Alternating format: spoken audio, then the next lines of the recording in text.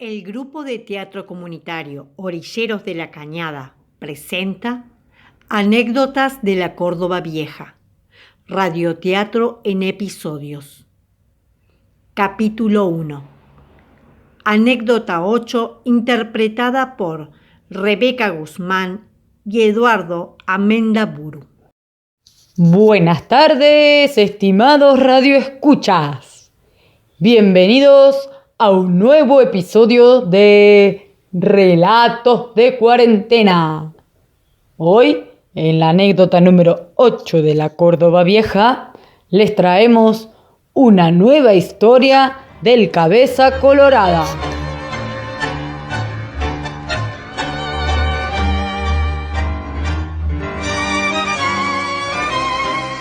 Corría el año 1870 y la ciudad de Córdoba estaba orgullosa con la presencia de una prestigiosa figura que venía a hacerse cargo del primer observatorio astronómico creado en el país.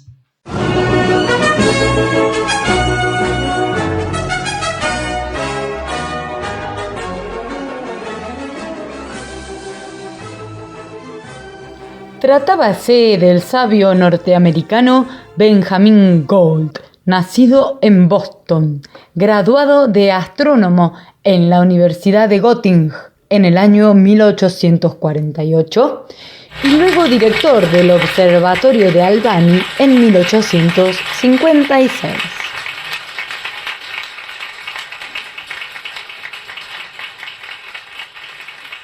Este ilustre personaje se hizo cargo de la dirección el día 22 de octubre de 1871, ante la presencia de las máximas autoridades del país, encabezadas por el presidente Sarmiento y su ministro de Instrucción Pública, doctor Nicolás Avellaneda, y otras autoridades provinciales, municipales y religiosas.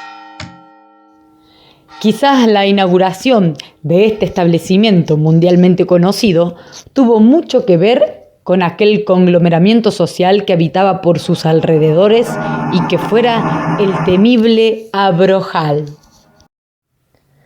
ya que la presencia del instituto fue como una avanzada de civilización, no solo en la faz científica, sino en la social y urbanística, destruyendo prejuicios y leyendas que estaban arraigados por ese sector. Del Abrojal fue precisamente José María Yáñez, más conocido como Cabeza Colorada, pues había nacido en las cercanías del observatorio, para ser más exactos, el día 4 de diciembre de 1890.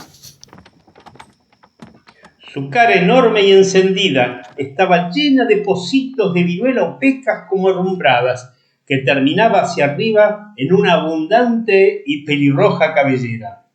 Una mezcla de azafrán y paja brava, motivo de color que algunos aseguraban que por ser hijo natural de padre desconocido, era el testimonio más real para justificar que su progenitor debía ser alguno del personal extranjero contratado para el observatorio. Pero el verdadero aval de este personaje, evidentemente, era su condición de cantor, que amenizaba con sus canciones, cafetines, casamientos, agasajos, velorios, etcétera, etcétera. Además, su figura inconfundible era la culpable de tantos sucedidos y cuentos que pasaron a través de los años a constituirse en parte de la historia popular de la Córdoba que se nos fue. Fue el Cabeza Colorada, fue el Cabeza Colorada, fue el Cabeza Colorada. Al respecto, contaremos una anécdota que se le endilgó hace muchos años al Cabeza Colorada como protagonista. Fue el Cabeza Colorada, fue el Cabeza Colorada, fue el Cabeza Colorada. Dicen que en la vieja asistencia pública de Córdoba, especie de hospital de los pobres, que estaba ubicado en la calle Ancha 522, entiéndase General Paz 522, se hallaba internado un amigo de nuestro personaje, Cuando se enteró Cabeza Colorada de lo que ocurría, se fue a la misma para saludarle y acaso ayudarle dentro de sus posibilidades.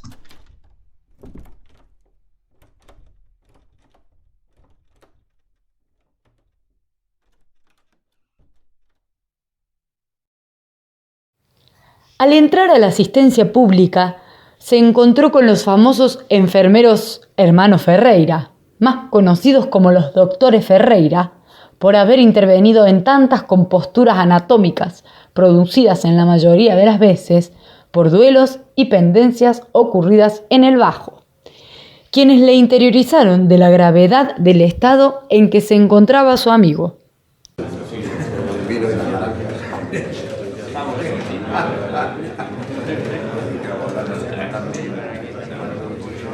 Muy compungido, Cabeza Colorada, en puntas de pie, se arrimó sigilosamente al lecho de su amigo, y éste, al reconocerlo, no pudo menos que largarse a llorar y a preguntarle que por favor le dijera qué le habían hecho en su cuerpo, pues los médicos no le querían confesar nada sobre el particular. Después de un largo rato, Cabeza Colorada fue convencido por las súplicas del amigo y fue entonces que, creyendo hacerle un bien al enfermo, le dijo: Mirá, tengo dos cosas para decirte, pero una es mala y la otra es buena. ¿Cuál de las dos querís que te cuente primero? Desesperado, el paciente, con suspiros muy profundos, pidióle por favor que empezara por la cosa mala, tal vez para reponerse sin duda con la buena.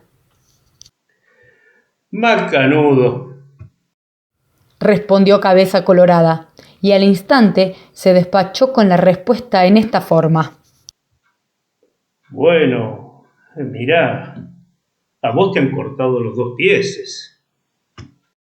No terminó de hablar el cantor cuando el enfermo empezó a llorar inconsolablemente. No puede ser. No puede ser. ¿Por qué? ¿Por qué? Y Cabeza Colorada, para calmarlo, le dijo: Pero no te aflijáis, hermano, porque ahora viene la buena. Rápido, rápido, le pidió el amigo. Y entonces se escuchó la voz del cantor que le decía: Mirá que el coso que está en la puerta. Bueno, hermano, ponete contento. Te quiere comprar los tamangos.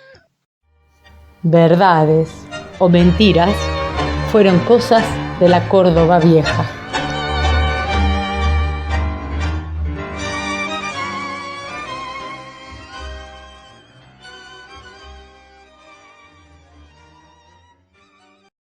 A continuación les presentamos la anécdota número 11, interpretada por Yara Angaroni y Romina Cabrera.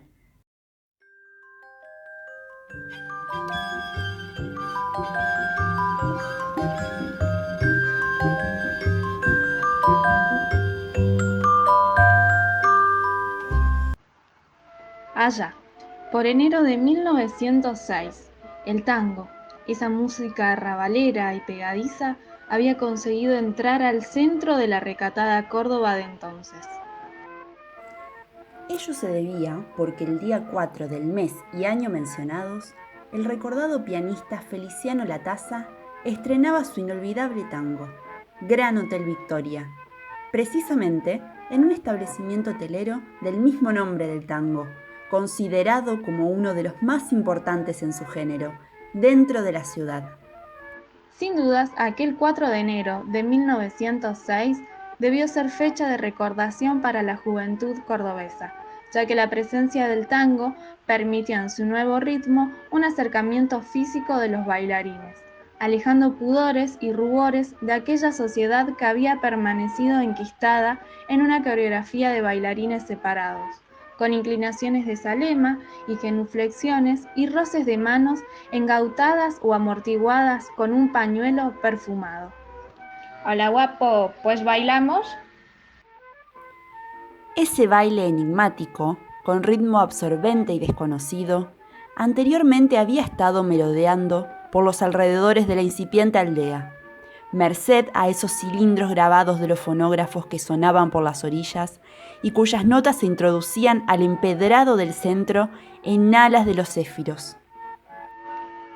Nos referimos al hotel de Don Pantaleón Andruet, ubicado en la calle San Martín 133 de nuestra urbe, y así, casi tímidamente al principio, se empezó a bailar en los salones aquella danza, que había sido de los orilleros y abrojaleros.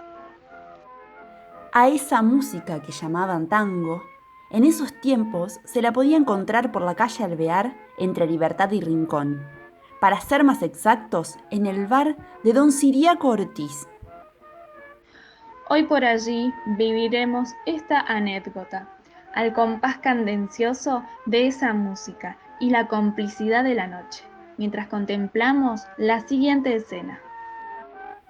Un agente se apersonaba al negocio del recuerdo y sacaba poco menos que a los empellones en dirección a la comisaría a Bombilla de Lata, popular personaje de esos dominios y empedernido habitué a ese lugar. ¿Qué hace? ¿Qué hace?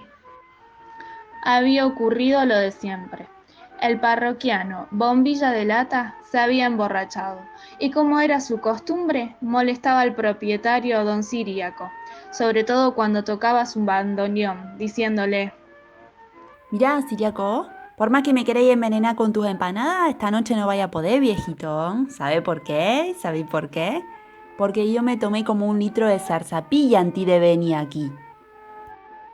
Lo misterioso del caso era que nadie sabía quién era el que se encargaba de llamar a la autoridad en estos casos cuando alguno se portaba mal. Cuentan que por tal motivo, un día, para descubrir a su delator, entiéndase al alcahuete, Bombilla de Lata decidió hacerse el borracho y simular que, como de costumbre, se hallaba ebrio en el bar de don Ciriaco.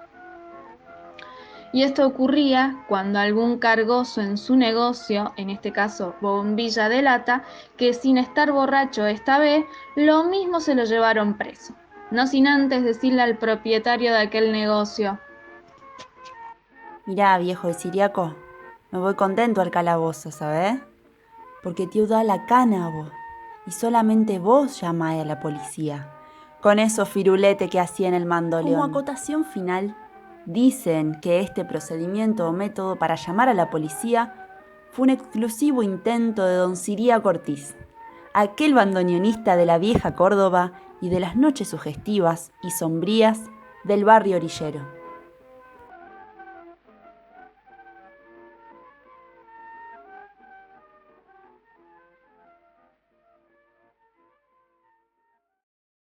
Para finalizar este capítulo, les presentamos la anécdota número 13, interpretada por Paula Oyarzábal y Osvaldo Pereira.